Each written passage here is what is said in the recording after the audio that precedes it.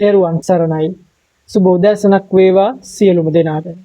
සම්බුදු තෙමගුල සිහිපත් කරන අසිරිමත් වෙසක් පුර 15වක පොහොය දිනය අදයි.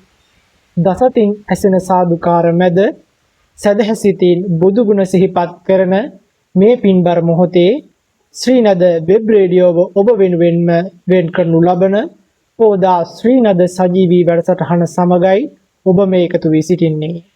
ලොව පුරා විසිරී සිටින ශ්‍රී ලාංකීය බොදු ජනතාව වෙනුවෙන් ශ්‍රීනද වෙබ් රේඩියෝ නිල වෙබ් අඩවිය ඔස්සේ මෙන්ම ශ්‍රීනද Facebook page සහ YouTube නාලිකාව ඔස්සේ ඔබට දැන් මෙම වැඩසටහන නැරඹිය හැකියි. අද දින මෙම ධර්ම දේශනාව විකාශය වන්නේ ඊටමත් ශාන්ත වූ පුණ්‍ය භූමියක් වන කිරිමැටියාව වැටහැපිටිය දෙබෝගල ආරාම පරිශ්‍රයේ සිටයි. උදෑසන 10 සිට 11 දක්වා ගලා යන මේ දහම් හෝරාව ඔබේ මගේ මෙලොව පරලොව සුවය පිණිසම හේතු වේවායි ප්‍රාර්ථනා කරමින් අප සැමගේ දහම් පිපාසාව සංසිඳුවාලීම සඳහා ධර්ම දේශනාව පැවැත්වීමට මාගේ මේ ගෞරවනීය ආරාධනය පූජ්‍ය කොට්ටුකච්චියේ සුබෝධිමාලා මෙහෙණින් වහන්සේටයි. අවසරයි මෙහෙණින් වහන්සේ. අම්බුදු හිමිට මගේ හද ගඳ කිලිය කොට නවලෝතුරා දහමට පොත් ගොලක් කොට මහා සංඝරුවට පිරිසිදු පන් සලක් කොට පූජා කරමි මගේ සිත තොනරුවන් හට සමන්ත චක්කවාලේසු අත්‍රා ගච්ඡන්තු දේවතා සද්ධම්මං මුනි රාජස් සුනන්තු සග්ග මොක්ඛදං ධම්ම ශ්‍රවණ කාලෝ අයං වදන්තා ධම්ම ශ්‍රවණ කාලෝ අයං වදන්තා ධම්ම ශ්‍රවණ කාලෝ අයං වදන්තා. නමෝ තස්ස භගවතු අරහතෝ සම්මා සම්බුද්දස්ස නමෝ තස්ස භගවතු අරහතෝ සම්මා සම්බුද්දස්ස නමෝ තස්ස භගවතු අරහතෝ සම්මා සම්බුද්දස්ස කන්දදානීවෝ භික්ඛවේ ආමන්ත්‍රයාමි වෝ වය ධම්මා සංඛාරා අප්‍රමාදේන සම්පාදේත.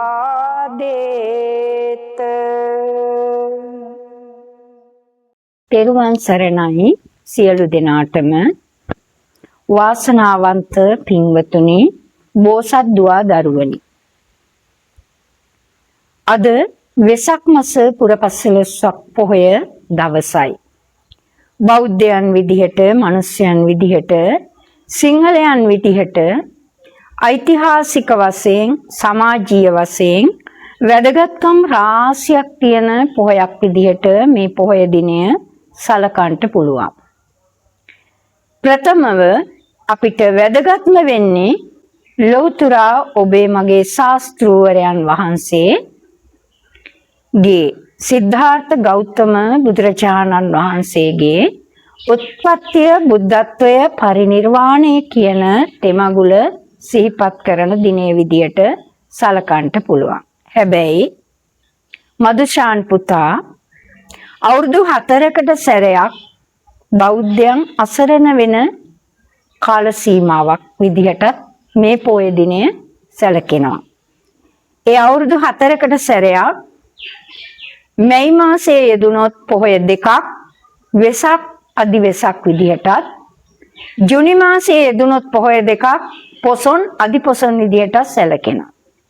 ඉතින් කොයි පොහොයද කියලා අපිට හිතා ගන්න බැරුව තිබුණත් අපිට නිල වශයෙන් වෙසක් මාස පුර 15 පොහොය දිනය යෙදිලා තියෙන්නේ අද දවසට. ලෞතර මගේ බුදුරජාණන් වහන්සේ බුද්ධත්වයට පත් වෙන්නේ. එහෙම නැත්නම් බුදුරජාණන් වහන්සේ මව් කුසින් බිහි වෙලා වසර 2650ක් ඉපදිලා වසර 2650කුත් ඒ වගේම බුද්ධත්වයට පත් වෙලා වසර 2570ක් කියන මෙන්න මේ දෙක අරගන්නකොට එක විදිහකින් අපට සම්බුද්ධත්ව ජයන්තියක් 2650ක් යෙදෙනකොට බුදුරජාණන් වහන්සේ වසර 80ක් බුද්ධත්වයේ උන්වහන්සේගේ ජීවිත කාලය ඉපදිලා වසර 80ක් බුදු කෙනෙකුගේ ආයුෂ වින්දනය කළා. ඉතින් බෝසතාණන් වහන්සේගේ උත්පත්තිය අරගෙන බලනකොට මහා ආශ්චර්යමත් බුද්ධත්වයක් මේ උත්පත්තියක් සිහිපත් කරන්න පුළුවන්. අසිරිමත්. ඒ වගේමයි වසර 8කට පසු බුද්ධත්වයට පත් වෙලා වසර 8කට පසුව තමයි අපේ බුදුරජාණන් වහන්සේ ශ්‍රී ලංකාවට 3 වෙනි වතාවට වඩින්නට යෙදුනේ. ඒ 3 වෙනි වතාවට ලංකාවට වැඩියේ කැලණියට. එතකොට ඒ අතිනොත් මේ වෙසක් මාස පුර 15 පොහොය දිනය වැදගත් වෙනවා. කැලණියට වැඩලා උන්වහන්සේ සුමන සමන් දිව්‍ය රාජ්‍යයේ ආරාධනාවෙන් සමනල කඳු මුදුනට ශ්‍රීපාද අඩවියට ගිහිල්ලා සමනල කඳු මුදුනේ ශ්‍රීපාද ලකුණ පිහිටෙව්වෙත් වෙසක් මාස පුර 15ක් පොහොය දවසක. එයින් පසුව උන්වහන්සේ බුදුරජාණන් වහන්සේ අනුරාධපුර අටමස්ථානය ඇතුළු සිද්ධාස්ථානවල වඩින්නට යෙදුණා. ඒ වගේමයි වෙසක් මාස පුර 15ක් පොහොය දිනයක තමයි බුදුරජාණන් වහන්සේ පිරිනිවන් පෑ වදාළේ. ඒ පිරිනිවන් පෑ වදාළ දිනේදීම තමයි මදුෂාන් පුතා ලංකාවට විජය කුමාරයා ලංකාවට ආවේ. එහෙනම් අපිට සිංහල ජාතිය එහෙම නැත්නම් මේ ශිෂ්ටාචාරයේ සිංහල ශිෂ්ටාචාරය ඇති වුණ දිනේ විදිහටත් මේ වෙසක් මාස පුර 15ක් පොහොය දිනය සලකන්න පුළුවන්. ඒ කියන්නේ අපේ ලංකාවේ එතකොට සිංහලයෝ හිටියේ නැද්ද කියලා මේ නිනහංශ සිංහලයෝ හිටියේ නැද්ද කියලා අහන්න පුළුවන්. නෑ ඇත්තටම හිටියේ නැහැ. වෙන මනුෂ්‍ය කොට්ටාස හිටියා. ඒ කොට්ටාස ඉන්නකොට නාග ගෝත්‍රික යක්ෂ ගෝත්‍රිකයන් වශයෙන් විදිහට තමයි හිටියේ මිනිස්සු. මේක දිවයිනක්නේ පුතේ. මේ දිවයිනට වෙන රටවල් වලින් නැව් ඒ වගේ සංක්‍රමණය වෙලා එනවා. අන්න එහෙම ආපු අය හිටියා මිසකන් හරියටම ස්ථීර වශයෙන් සිංහල ජාතියක් ආවේ විජය කුමාරයා ලංකාවට ආවට පස්සේ. එහෙනම් අපේ සිංහල ශිෂ්ටාචාරය ඇති වුණ දවස විදිහටත් මේ වෙසක් මාසේ පුර 15ක් පොහොය දිනේ ගන්න පුළුවන්. ඒ වගේමයි දේවානම්පියතිස්ස රජතුමා අභිෂේක ගැන්වුණු දිනයත් වෙසක් මාසේ පුර 15ක් පොහොය දිනය. ඔය කිව්වේ පොහොයේ වැදගත්කම අපිට සිංහලයන් විදිහටයි.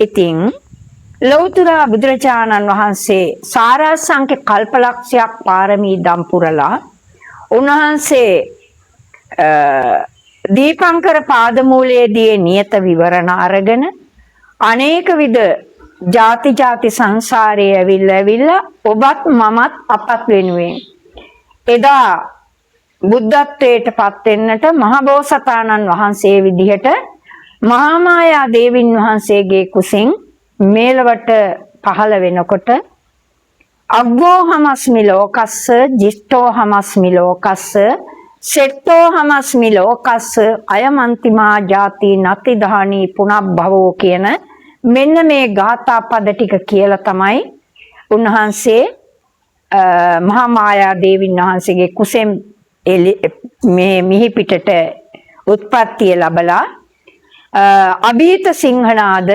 කළේ. ඒ අභීත සිංහනාදේ අවසානයේ කියනවා මේ මගේ අවසාන ආත්ම භාවයයි. ඒ විදිහට අභීත සිංහනාද කරලා ළමාවිය ගත කරලා තරුණ වියට ඇවිල්ලා අපි දන්නවා කවුරුත් මේක දේශනා කළත් නොකළත් අභීත සිංහනාද කරලා ළමාවිය ගත කරලා විඳින්න ඕන රාජ සම්පත් හැම දෙයක්ම වින්දනය කරලා අවුරුදු 29 දී අබිනිෂ්ක්‍රමණය කරනවා මහබෝසතාණන් වහන්සේ බුදු වීම සඳහා අබිනිෂ්ක්‍රමණය කරන්නේ අවුරුදු 29ක් ගිය තැනදී. ඒ අබිනිෂ්ක්‍රමණය කරලා 6 අවුරුද්දක් දුෂ්කර ක්‍රියා කරලත් උන්වහන්සේ අත්තකිලමතානුයෝගය කාමසුකල්ලිකානුයෝගය කියන මෙන්න මේ දෙකේ උපරිමයෙන් දෙන්න ඕන සැප සම්පත් ශරීරයට දීලා එතනිනුත් ලැබෙන්නේ නැති තැන අවසානයේදී අත්තකිලමතානුයෝගය කියන්නේ ශරීරයට දැඩි දුක් දෙනවා. ඒ දැඩි දුක් දීලා එතනනිනුත් බුදු බව ලැබෙන්නේ නැහැ කියන එක උන්වහන්සේ වටහාගෙන මධ්‍යම ප්‍රතිපදාවට ඇවිල්ලා උන්වහන්සේ නැවත ප්‍රකෘති tattweට ඇවිල්ලා බුද්ධත්වයට පත්වීම සඳහා එදා උන්වහන්සේ මහ බෝධි මූලයට ගිහිල්ලා උන්වහන්සේගේ ඇඟේ කියන්නේ ශරීරයේ තියෙන ඇට මස් ලේ නහර මේ සියල්ලක් වියලී ගිහිල්ලා ඇට කෝටු ටික විතරක් ඉතුරු වුණත් මම මෙතනින් නැගිටින්නේ නෑ කියන අදිෂ්ඨානයේ මහා බෝධි මූලයේ වජ්‍රාසනයේ වැඩ ඉඳගෙන උන්වහන්සේ බුද්ධත්වයට පත් වෙනවා. අනේක જાතියක් ආපු සංසාර ගමනේ කොහොමද මං ආවේ මේවා සියල්ලක් ආවර්ජනා කරමින් බුද්ධත්වයට පත් වෙනවා. සමාධි සුවයට ඇවිල්ලා ආනාපාන සතිය මේ සියල්ලක් මෙනෙහි කරලා අවසානයේදී වෙසක් මාස පුරපසළොස්වක් පොහොය දිනේ කියන්නේ අද වගේ පුන් පොහොය දිනයක බුද්ධත්වයට පත් වෙනවා. ඒ බුද්ධත්වයට පත් වෙලා උන්වහන්සේ එතනනින්ද අභීත සිංහනාදයක් කරනවා. අභීත සිංහනාදයක් කරනවා මෙන්න මේ විදිහට අනේක ಜಾති සංසාරං සද්ධා විස්සං අනිම්බිසං ගහකාරකං ගවේසන්තෝ දුක්ඛා ಜಾති පුනප්පුනං ගහකාරක දිට්ඨෝසි පුනගේ හන්නකාහසි සබ්බා තේ පාසුකා බග්ගා ගහකූටම් විසංකිතම් විසංකාර ගතං චිත්තං තණ්හානං කය මජ්ජගාති. අන්න ඒ විදිහට අභීත සිංහනාදය කරනවා. මම මේ සංසාර ගමනේ නොඑක් අවස්ථාවල ඉපදුණු ආත්ම භාවයන් වල ගෙවල් හැදුවා. ඒ ගෙවල් හදමින් ආව මේක කෙලවරක් නෑ. මං හදාපු ගෙවල් ඒ වඩුවා විදිහට හදා ඇවිල්ලා අද මං අවසානම ගේ හැදුවා. ඒ ගේ කැණි මඩල පවා මං සුණු විසුණු කළා. මෙතනින් පස්සේ මගේ ජාතියක් ජරාවක් ඉපදීමක් මරණයක් මේ මොකවත්ම නැති ගමනකට මං ආවා කියන සතුටු සිංහනාදය පවත්වනවා. ඒ පවත්වලා පුතේ උන්වහන්සේ ඔබත් මමත් වෙනුවෙන් 45 වසක් කියන්නේ 45 අවුරුද්දක් උන්වහන්සේ බුද්ධ කෘත්‍ය කරනවා. ඒ කරනකොට මනුෂ්‍යයන් දෙවියන් මේ ඇතුළු සියලු ලෝක සත්‍යයට උන්වහන්සේ දෙසූ ධර්මය උන්වහන්සේ අවබෝධ කරගත්තු ධර්මය දේශනා කරනවා. කෙල ලක්ෂ කෝටි ගණනක් සත්වයින් නිවන් පුරේ අරිනවා. ඒ වගේම සත්ව ප්‍රජාවගෙන් තිරිසන් ලෝකේ තිරිසන් සතුන් ඇතුළු ඒ සත්ව ප්‍රජාව මෙච්චරයි මෙපමණයි මෙතෙකයි කියන්න බැරි තරම් සුගතිගාමී උත්පත්ති ලබන්නට උන්වහන්සේට පුළුවන්කම ලැබෙනවා සත්ව ප්‍රජාව සුගතිගාමී උත්පත්ති කරවන්නට. ඒ විදිහට ආපු ගමන් මගේ අවසානයේදී උන්වහන්සේ අවසාන සිංහනාදය කරන්නේ පුතේ පරිනිර්වාණ මංචකයට ඇවිල්ලා. පරිනිර්වාණ මංචකයේදී එදා මලල රජදරුවන්ගේ උපවර්තන ශාල වනයේදී සල්ගස් දෙකක් අතර සැතපෙන මගේ ලෞතර බුදුරජාණන් වහන්සේ ආනන්ද ස්වාමීන් වහන්සේ ඇතුළු මහා සංඝ රත්නයෙන් අහනවා මහණෙනි යම් දෙයක් තියනවද මගෙන් දැනගන්නට එන්නේ කාරණාව දැන් අහන්නට මම අවසාන හුස්ම පොද හෙලන්නට සූදානම් වෙන්නේ මෙන්න මේ සල්ගස් දෙක අතර මේ සයනේ වැතිරිලා ඉඳගෙන කියන එක උන්වහන්සේ සිහිපත් කරනවා. ඒ වෙලාවේදී සියලුම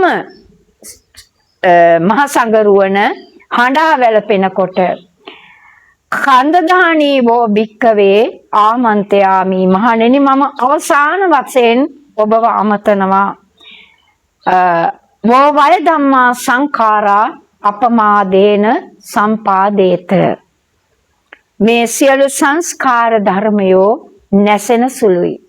ඒ නැසෙන සුළු සංස්කාර ධර්ම වැය වෙලා යනවා. ඒ නිසා අහන්න මගෙන් දෙයක් තියෙනවා නම් ඒක අහන්ට කියලා උන්වහන්සේ දේශනා කරනවා. අන්න අවසාන බුද්ධ වචනය. එහෙනම් එදා දීපංකර පාදමූලයටත් ඈත අතීතයේ ඉඳලා තරුණයෙක් විදිහට තමන්ගේ අම්මත් එක්කලා මහා මුහුද තරණය කරගෙන පිටස්තර දේශයකට යන අවස්ථාවේදී උන්වහන්සේ ඒ තරුණයා මුහුදෙන් මේ නැවේ යන අවස්ථාවේදී තමයි පුතේ මුහුද මැදදී නැව මුහුදුපත් වෙන්නේ. අන්නේ වෙලාවේදී මුහුදට වැටුණු සියලු දෙනාම මුහුදේ ගිලිලා මිය යනකොට යට ගිලෙනකොට උඩට එනකොට තමන්ගේ අම්මා සිහිපත් වෙලා කරවසවලා බලන වෙලාවේ තමයි අම්මව දකින්නේ. අන්නේ දකින්නකොට තනියම ඈතර වෙන්න බෑ. මොකද අම්මත් ඉන්නවා. අම්මව කර පිටට අරගෙන මුහුද තරණය කරලා ගොඩට ආපු මේ තරුණයාට අම්මයි කියන්නේ මගේ පුතා මතු බුදු වේවා කියලා. ඒ දුන්නු බුදු එයම් පුතේ කියන අන්නේ වචනය පපුවට එහෙම නැත්නම් ඔළුවට මොළයට අරගෙන මෙන්න මේ තරුණයා එදා ඉඳලා මේ සංසාර ඕගයේ තරණය කරමින් ඇවිල්ලා බුදු වෙනේ අදහසම හිතේ තියාගෙන ආපු සසර ගමනේ අවසාන කෙලවර තමයි පුතේ අවසානයේට බුද්ධත්වයට පත් වෙලයි අවසාන කරන්නේ. ඉතින් ඒ ඉපදෙමින් මැරෙමින් කොපමණ දුරක් ආවද කියන්ට බැරි තරම් මේ මහ පොළවේ වැලි කැට ගණනට උත්පත්තිය ලැබලා ආපු සසර ගමනේදී එක්තරා දවසක තාපස ප්‍රවෘජාවෙන් ඉන්න අවස්ථාවක තමයි හිමාල වනාන්තරයේ ඉඳලා මේ සුමේද තාපසයා යන්නේ තාපස ප්‍රවෘජාවේ ඉන්නකොට ලබන භාවනා යෝගීව ඉන්නකොට උඩින් යන්න පුළුවන් කියන මතය තියෙනවා. ඉතින් එහෙම එනකොට තමයි රඹකැන් නුවර කියන නුවර දීපංකර බුදුරජාණන් වහන්සේ වඩිනවා කියලා මිනිස්සු පාරක් සුද්ධ කරනවා. අන්නේ පාර සුද්ධ කරන තැනදී බලනවා මොකද්ද මේ සිද්ධ වෙන්නේ කියලා. අන්න එතනදී අහනවා ඇයි මේ කියලා. ඒ වෙලාවේ කියනවා අපේ දීපංකර සම්මා සම්බුදුරජාණන් වහන්සේ වඩිනවා කියනවා. ඒ මිනිස්සු පාර සුද්ධ කරන එක මටත් පිනක් සිද්ධ කරගන්න ඕනේ කියලා හිතලා තමයි එතනදී සුද්ධ කරන්න ඉල්ලන්නේ. ඒ වෙලාවේදී දෙනවා ගොඩ කරගන්න බැරි මහා මඩ වගුරක්. එතනදි මිනිස්සු හිතනවා මේ සුමේද තාපසතුමා කියන කෙනා ලේසි පාසු කෙනෙක් නෙවෙයි. මේක එර්දි ප්‍රාතිහාර්යය දාලා මේ මඩ වගුර සකස් කරයි කියලා. හැබැයි ඒ වුණාට සුමේද තාපසතුමා මේ මඩ වගුර කූඩයක් ඉල්ලගෙන උදැල්ලක් ඉල්ලගෙන මේ මඩ වගුර ගොඩ කරගෙන එනවා. ඒ අවසානයේ තිබුණේ ඉතුරුවට තිබුණේ මඩ වගුරේ අඩි 5ක් පමණ ප්‍රමාණයක් ගොඩ කරන්න. හැබැයි ඒ වෙනකොට ළඟ දීපංකර බුදුරජාණන් වහන්සේ වඩිනවා. දීපංකර බුදුරජාණන් වහන්සේ වඩින නිසා සුමේද තාපසතුමා මේ මඩ වගුර කොහොමද ගොඩ කරගන්නේ කියන සිතුවිල්ල පහළ වුණා. ළඟටම එන තුරාවටම බැරි වුණා.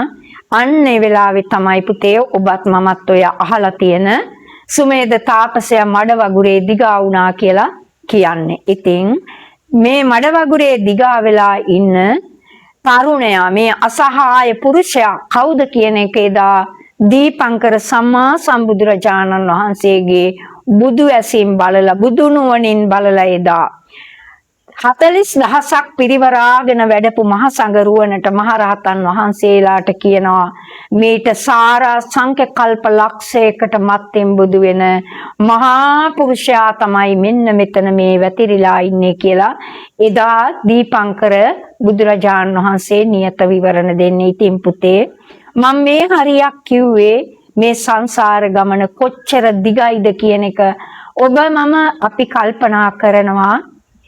අපි හිතනවා මේ සංසාර ගමනේ බුදු කෙනෙක් බුදු වෙලා අවුරුදු 100ක් 200ක් 300ක් 400ක් යනකොට තවත් බුදු කෙනෙක් බුදු වෙයි කියලා. අපි එහෙමනේ ප්‍රාර්ථනා කරන්නේ.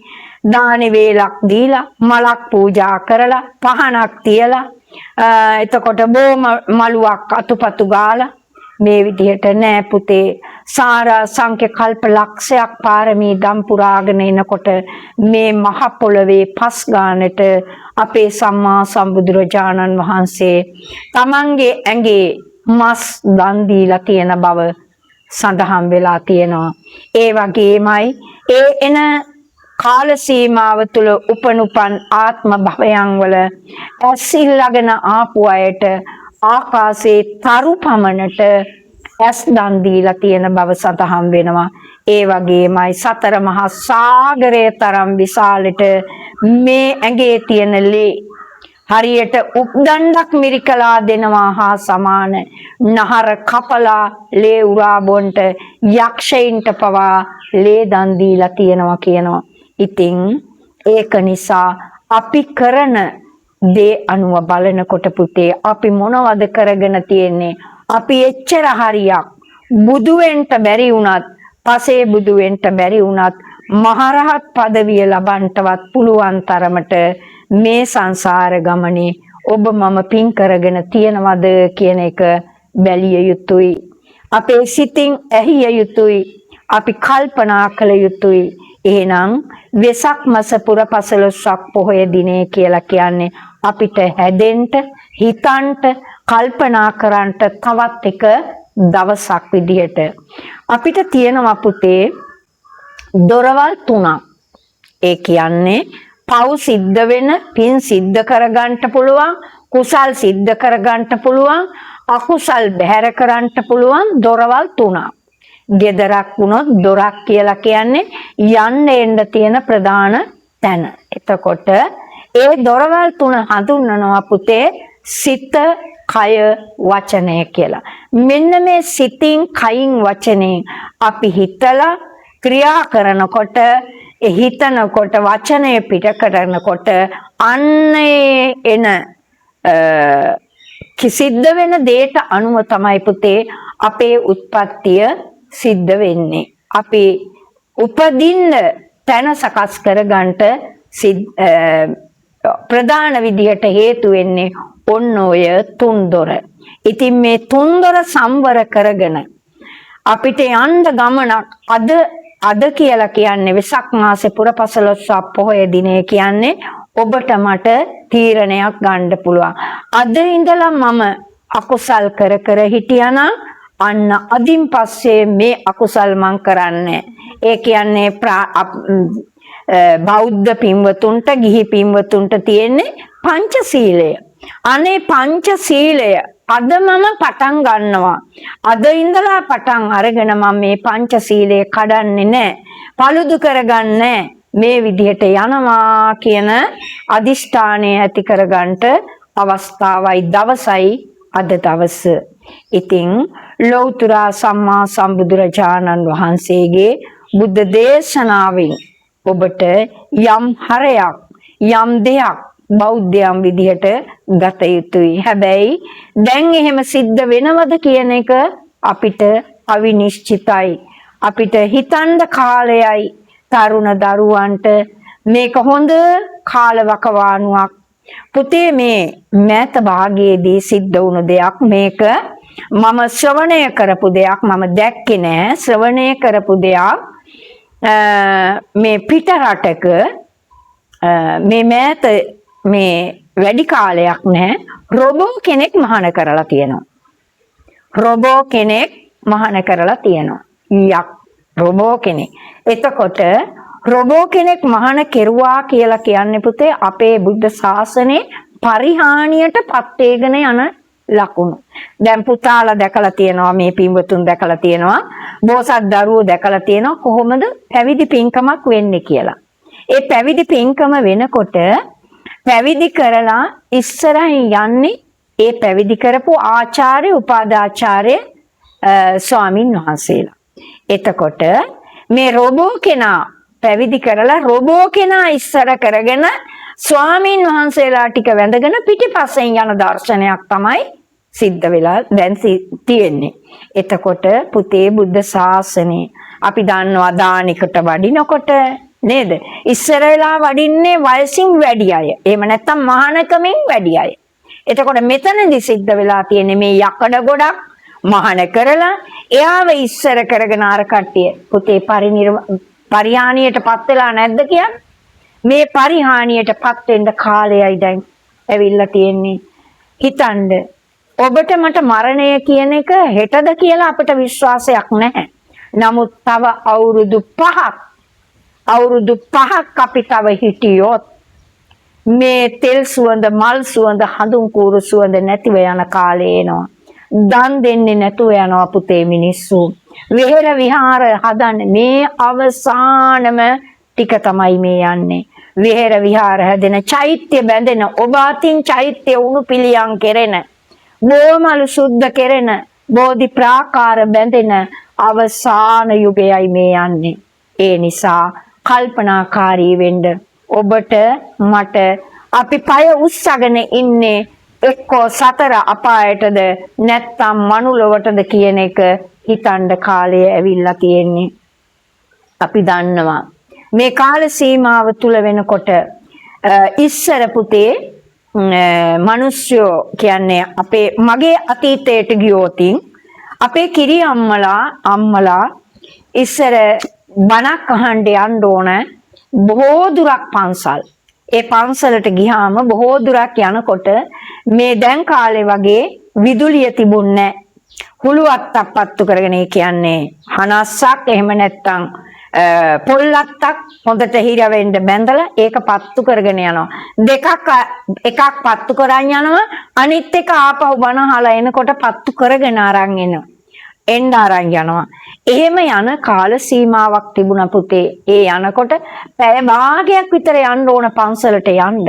එතකොට පැය එකමාරක් විතර ධර්ම දේශනාව ස්වාමීන් වහන්සේ කරනවා. ඒ කරලා බණ අහලා නැවත ආපහු එන්න පැය භාගයක් යනකොට පැය දෙකමාරක් විතර යනවා. ඒ සංසාර ගමනට Tamanට එකතු කරගන්න කුසල් වලට. අද කාලේ වෙනකොට පුතේ එහෙම වෙන්නේ නැහැ. අපි ධර්ම දේශනාවකට වැඩියත් අහන්නේ මොකද්ද? මෙහෙණින් වහන්සේ ධර්ම දේශනාව පැයයි නේද? එතකොට පැයකට වැඩි කෙනෙක් ඉඳගෙන ඉන්නේ නැහැ. අතපය රිදෙනවා, එහාට ඇඹරෙනවා, මෙහාට ඇඹරෙනවා, නිින්ද යනවා. මෙන්න මේ දේවල් සිද්ධ වෙනවා. ඉතින් පුතේ එහෙම කරලා දැන් අද වෙනකොට ඔබ අතේ ජංගම දුරකථන තියෙනවා. නේද? එතකොට ඔය ටච් ෆෝන් කියන ඒවා තියෙන්නේ. අනිත් අර චූටි ෆෝන් නෙවෙයි. ඒවා තියෙන නිසා ඒකෙන් තමයි බණ අහන්නේ. ඒක පැයේ බණක් තියෙනවා, පැය භාගෙට බණක් තියෙනවා. දැන් කාලේ වෙනකොට ළමයි ඒක පැය භාගෙටත් නෙවෙයි, විනාඩියට 2ට 3ට විනාඩි 5ට හරි ගස්සගෙන තියෙනවා. අපි දන්නේ TikTok කොහොමද පුතේ මිනිස්සුන්ට ඒ විදියට බණක් විනාඩි 5න් 10න් දෙන්නේ? දහමක් කොහොමද මිනිස්සු හදාගන්නේ? කොටලා Tamanට අයිති ටික Tamanට ඕන කරන ඇබිත්තක් විතරක් අරගෙන මිනිස්සු තරුණ දරුවෝ උපාසකම්මල එහෙම ඒක ඔළුවට දාගන්න උත්සාහ කරනවා. කවදාවත් එහෙම වුණා නම් අපට ගෞතම සම්මා සම්බුදුරජාණන් වහන්සේ නමක් නෑ පුතේ. නේද? අපිට ඒ විදිහට ගෞතම බුදුරජාණන් වහන්සේ උපන්නාත්ම භවයන් වල ওই විදිහට TikTok කියන තැන ඉඳලා උන්වහන්සේත් ඒ විදිහට කළා නම් අපිට මේ වගේ සුන්දර බුදු සසුනක් නැතුව යනවා. උන්වහන්සේලා සෑහෙන්න වීරිය දරලා ගොඩක් වීරියක් අරගෙන තමයි බුද්ධත්වයටපත් උනේ. ඒ බුද්ධත්වයටපත් වුණු බුදුරජාණන් වහන්සේගේ බුදු සසුන අපි අතහැරගත්තොත් අපි තරම් අවාසනාවන්තයෝ තවත් නැති තරම්.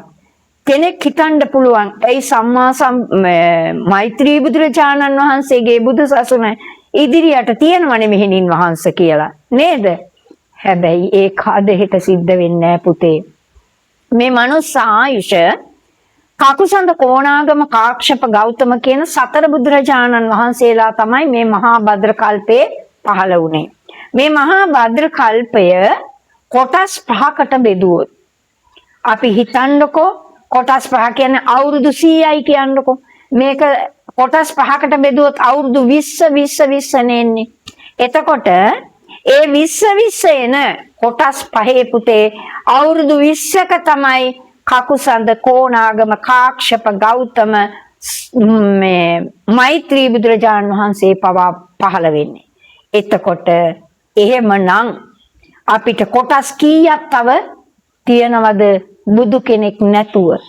දැන් කකුසඳ බුදුරජාණන් වහන්සේගේ බුද්ධ ශාසනේ පරමායුෂ උනේ අවුරුදු 60000. කොණාගමන බුදුරජාණන් වහන්සේගේ බුදු සසුනේ පරමායුෂ උනේ අවුරුදු 40000. අඩු වෙලාද වැඩි වෙලාද? අඩු වෙගෙන යනවා.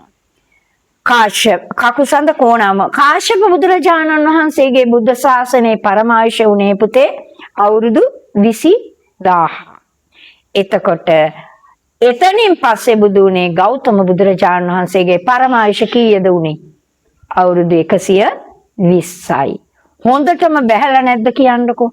ආයුෂ බැහැලා 60000ට තිබිච්ච එක 120ට වෙනකම් බැස්සනම් 120ට බැහැලා තමයි අපේ ගෞතම බුදුරජාණන්. දැන් පරමායුෂ කීයද? 70යි 75යි. අවුරුදු 70යි 75යි තියෙන එක පුතේ අවුරුදු 10ට බහිනකොට මේ බුද්ධ ශාසනය ඉවර වෙනවා. අවුරුදු 10ට බැහැලා මේ ලෝකේ විනාශයකටපත් වෙනවා. සත්ත්ව සූර්යග්‍රමණය කියනවා සූර්යයා 7ක් පහළ වෙලා මේක ගිනිගෙන අලුගෙන දැවෙනවා කියනවා. හරියට කපුරු පෙත්තක් පිච්චුවා හා සමානයි.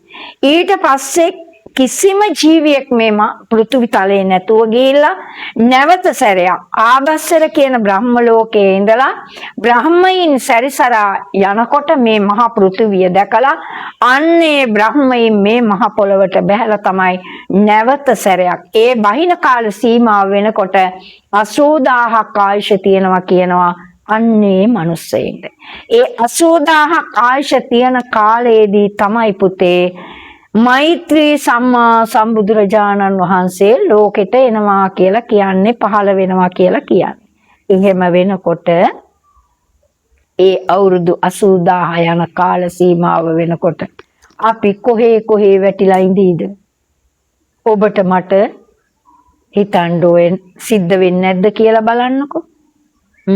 ඉතින් මේ මහ පොළව ගව් 4ක් ඉස්සෙන්න ඕනේ කියනවා පොතපතේ සඳහන් වෙලා තියෙන විදිහට. ගව් 4ක් මහ පොළව ලියලනවා කියනවා මෛත්‍රී බුදුරජාණන් වහන්සේ ලෝකේ පහළ වෙනකොට. හිතන්න ගව්වක් කියන්නේ හැතැම්ම 16ක්. ගව් 4ක් වෙනකොට හැතැම්ම කීයක්ද? එතකොට මේක හරීම භයානක සංසාර ගමනක්. ලේසි පාසු නෑ. අපි හිතනවා, ක්‍රියා කරනවා, වචනයෙන් මේ තුන් දොරින් කොච්චර අකුසල් වෙනවද කියලා හිතලා බලන්නකෝ. ඒ අකුසල් වෙන ගානේ කුසල් අපි කරනවා අඩුයි, අකුසල් වැඩි. එහෙම සිද්ධ වෙනකොට නැවත මිනිසත් බවක්වත් ලැබුවොත් දැන් මේ 2000 කීයද මේ 26 නේද? 2026. එතකොට 2026 මේ විදිහට වෙනකොට අපි දැන් මරණයටපත් වුණා කියන්නකො. එතකොට අම්මෙකුගේ කුසට ගිහිල්ලා අපි 2027 උප්පත්තිය ලැබුවා කියන්නකො. 2028 උප්පත්තිය ලැබපුවාම දරුවෙකුට තේරෙන වයස වෙන්න අවුරුදු 10ක්වත් යන්න ඕනේ. නේද? 2028 ඉඳලා අවුරුදු 10ක් ගණන් බලන්නකො. කීයයිද එතකොට? 38යි. 2038යි. 2038 වෙනකොට පුතේ මේකේ බුදුදහම තියෙයිද? පන්සිල් තියෙයිද? පින් කුසල් තියෙයිද?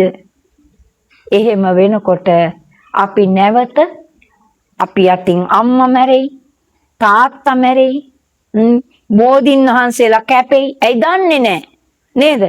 අපි අතින් අපි පූජනීය වස්තුනේ බෝධිරාජානන් වහන්සේ කියන්නේ. එතකොට අපි දන්නේ නැහැ ඒක පූජනීය වස්තුවක්ද කියලා 2038 වෙනකොට. එතකොට අපි අතින් බෝධින් වහන්සේලා කැපෙයි. චෛත්‍ය මොනවද මේවා කියලා දන්නේ නැත්නම් එව්ව කඩලා බලයි. එව්වගේ තියෙන ඒවා ගනි. මේ දේවල් කරනකොට අපි ආනන්තරීය පාප කර්ම වලට වැටිලා කල්පයක් නිරේට වැටින වැඩක් කරගත්තොත් මෛත්‍රී බුද්ධ ශාසනයත් යන්නේ නැද්ද අපෙන් ගිලිහිලා? ඊට පස්සේ බුදු කෙනෙක් නැහැ. බුද්ධ කියන වචනේවත් ඇහෙන්නේ නැහැ. තිරිසන් ලෝකයක් වගේ මේක. අම්මා වඳුරන්නේ, තාත්තා වඳුරන්නේ, දුව පුතා වඳුරන්නේ. හරියට තිරිසන් ලෝකයක් වගේ වෙලා ඊට පස්සේ අපි නිරයට වැටිලා බොහෝ කාලයක් බණ පොතේ කොතනකවත් සඳහන් වෙලා නැහැ කියනවා පුතේ. ආයේ බුදු කෙනෙක් පහළ වෙන සලකුණක්වත්. සම්මා සම්බුදුරජාණන් වහන්සේ දවසක් පිණ්ඩපාත චාරිකාවේ වඩිනවා. ආනන්ද ස්වාමීන් වහන්සේ ඇතුළු මහා සංඝරුවඩ පිරිවරාගෙන ඒ යනකොට බකමූණේ අර බුදුරජාණන් වහන්සේගේ දේහ ලක්ෂණ දැකලා පුතේ අත් දෙක එකතු කරලා, ඒ කියන්නේ එයාට තියෙන්නේ පියාපත් දෙකක්නේ. ප්‍රධාන පියාපත් දෙක එකට එකතු කරලා භාග්‍යවතුන් වහන්සේට নমස්කාර කරා කියනවා. ඒ වෙලාවේ බුදුරජාණන් වහන්සේ ළඟම හිටපු ආනන්ද හාමුදුරුවන්ට කතා කරලා කියනවා, ආනන්ද අන්න අර බකමූණ දැක්කද? අන්න ඔය බකමූණ සිත පහදවාගෙන, ඒ කියන්නේ මගේ මේ රූප ලක්ෂණය දැකලා සිත පහදවාගෙන වඳපු කුසල කර්මයට තව කල්පයකින් පසේ බුදු කෙනෙක් බවට පත් වෙනවා කියලා උන්වහන්සේ බුදුමුවෙන් කියන්ට යෙදුණා. ඒ වගේමයි පුතේ අපේ දේවදත්ත හාමුදුරුවෝ බුදුරජාණන් වහන්සේට අපි දන්නවා බොහෝ හිරිහැර කරා.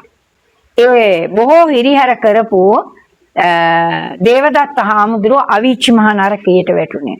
හැබැයි දේවදත්ත හාමුදුරුවෝ අවීචි මහ නරකයට වැටුණත් බුදුරජාණන් වහන්සේ එක තැනකදී දේශනා කරලා තියෙනවා ඒ දේවදත්ත හාමුදුරුවෝ පසේ බුද්ධත්වයට පත් වෙනවා කියලා අට්ටිස්සර නමේ. ඉතින් අන්න ඒ වගේ කල්පයක් ගිය තැනදී තමයි අපි දන්නේ පසේ බුදු කෙනෙක්වත් පහළ වෙනවා කියලා.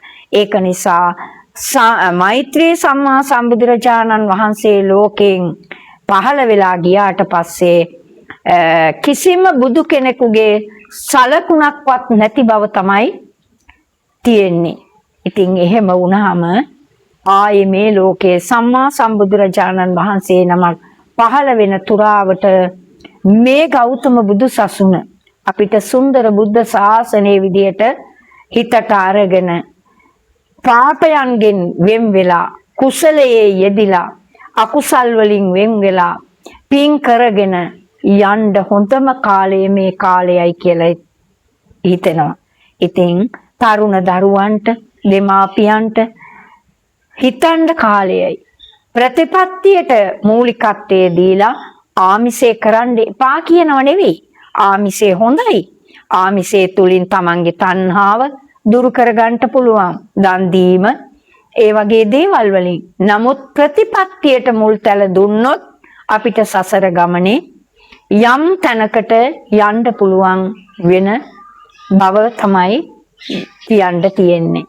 ලෞතර බුදු රජාණන් වහන්සේගේ තෙමගුල සිහිපත් කරන අද දවසේදී ඔබට පුළුවන් නම් මේ ටික හිතට අරගෙන ඉදිරි ගමනක් යන්න ඒක සසර ගමනට හේතු වාසනා වෙනවා. ඉතින් ධර්ම දේශනාව ශ්‍රවණය කරන්ට අපිට මෙම අවස්ථාව සලසලා දුන්නු ශ්‍රීනද ගුවන් විදුලි අධිපතිතුමා ඇතුළු කාර්ය මණ්ඩලයත් ඒ වගේම අපේ මදුෂාන් පුතණුවන් ඇතුළු සියලු දෙනාට නිදුක් බව නිරෝගී බව සුවපත් බව ලැබේවා. ධර්ම දාණය කුසලයේම ඒ අයට හේතු වාසනා වේවා. තව තවත් ඉදිරියට දියුණුවෙන් දියුණුවට මෙවැනි වූ වැඩසටහන් කරන්නට ශක්තිය ධෛර්යය බලය ලැබේවා කියලා ප්‍රාර්ථනා කරනවා. ඒ වගේමයි සම්‍යක් දෘෂ්ටික අපවත් රට සම්බුද්ධ ශාසනයත් ආරක්ෂා කරන්නා වූ සියලුම දෙවි දේවතාවුන් වහන්සේලාටත් මේ පින් දෙනවා. සියලු දෙවියන් මේ පින් අනුමෝදන් වෙලා සම්බුද්ධ ශාසනයත් ශ්‍රී ලංකා දීපයත් බොහෝ කල් ආරක්ෂා කරත්වා ශ්‍රීනද රේඩියෝ ආයතනය සභාපතිතුමා අධිපතිතුමා ඇතුළු සෑම සියලු දෙනාටම දෙවියන්ගේ දේවතා රැකවරණ බලය නොඅඩුව ලැබේවා. කරන කියන සියලු කටයුතු ਸਰව ප්‍රකාරයෙන් සාර්ථක කරගන්නට ශක්තිය ධෛර්යය ලැබෙන අතර දෙවියන්ටද පතන බෝධියකින් නිවන් දකින්නට මේ පින හේතු වේවා වාසනාව වේවා කියලා ප්‍රාර්ථනා කරනවා. සම්බුදු තෙමගුල සිහිපත් කෙරෙන උතුම් වෙසක් පුන් පොහෝ දින ඔබ සැමගේ හිතසුව පිණිසගෙන පෝදා ශ්‍රීනද උදෑසන ධර්ම දේශනාවටයි ඔබ ඒ සවන් දුන්නේ.